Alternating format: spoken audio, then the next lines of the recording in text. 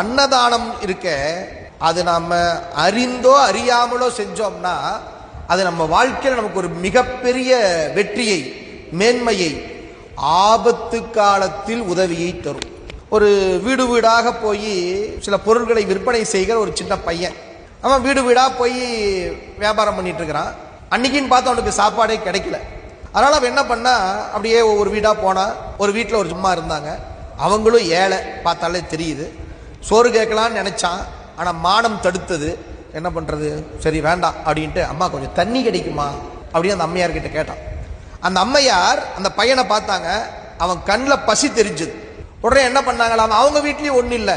அந்த அம்மா என்ன பண்ணாங்க, இருக்க நான் வரேன் அப்படின்ட்டு உள்ள போய் ஒரு டம்ளர் பால் இருந்துச்சு, அந்த தண்ணிக்கு பதில் ஒரு டம்ளர் பாலை கொண்டாந்து கொடுத்தாங்க. குடிடா கண்ணா அடி கொடுத்தாங்க. அந்த பையன் வாங்கி குடிச்சிட்டு அவனுக்கு அப்படியே கண்ணில் தண்ணி வந்துருச்சு. நம்ம பசியோடு இருக்கிறத அந்த அம்மா புரிஞ்சுக்கிட்டாங்க. இந்த அம்மையார் அந்த பையனுக்கு பால் கொடுத்தாங்க, அவனுக்கு அப்படியே கண்ணில் தண்ணி வந்துருச்சு. அம்மா நன்றி அப்படின்னா. உடனே அந்த அம்மா சொன்னாங்க, சிவசிவா அதெல்லாம் ஒன்றும் தேவையில்லைப்பா, இது இறைவனுடைய கருணை, போயிட்டு வா அப்படின்ட்டாங்க. உடனே அந்த பையன் போயிட்டான். காலம் உருண்டோடியது. கொஞ்ச நாள் கழித்து அந்த அந்த பையன் அப்படியே மெல்ல மெல்ல மெல்ல படிச்சு மிகப்பெரிய டாக்டராக மாறினான். அந்த அம்மையார் அந்த பையனுக்கு சோறு போட்டாங்க இல்லையா, அந்த அம்மையார் பார்த்தீங்கன்னா காலத்தால வயசாகி போய் ஒரு தீவிரமான ஒரு நோய், அந்த அம்மையார் ஹாஸ்பிட்டலில் சேர்த்தாங்க. அந்த ஹாஸ்பிட்டலில் இந்த பையன் டாக்டராக இருக்கிறான். இப்போ அவங்க அந்த அம்மா ஹாஸ்பிட்டலில் சேர்த்தியாச்சு. மருத்துவ சிகிச்சை பிரம்மாண்டமான முறையில் சிகிச்சை நடக்குது. பெரிய செலவு, 10 லட்சம் ரூபாய் அந்த அம்மையாருக்கு செலவாகி போச்சு.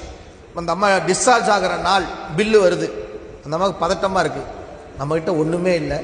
விசாரித்த வரையில் பார்த்தா 5 லட்சம் 10 லட்சம்னு எல்லாம் சொல்கிறாங்க. நாம் எப்படி தரப்போகிறோம் தெரியலையே அப்படின்ட்டு அப்படியே பயந்துக்கிட்டே இருக்குது அந்த அம்மா. பில்லு கொண்டாந்து கொடுத்தாங்க. அம்மா என்னங்கம்மா பில்லு அப்படின்னாங்க. அந்த பில்லை வாங்கி அந்த அம்மா பார்க்குது, ஒரு டம்ளர் பாலுக்கு இந்த மருத்துவ செலவு சமம் அப்படின்னு எழுதிருக்கு. அந்த அம்மாவுக்கு ஒன்றுமே புரியல, என்னடா இது அப்படின்னு அது பார்த்துட்டு இருக்குது. அந்த பையன் டாக்டர் வரான். அம்மா வணக்கம், என்ன அடையாளம் தெரியலையா?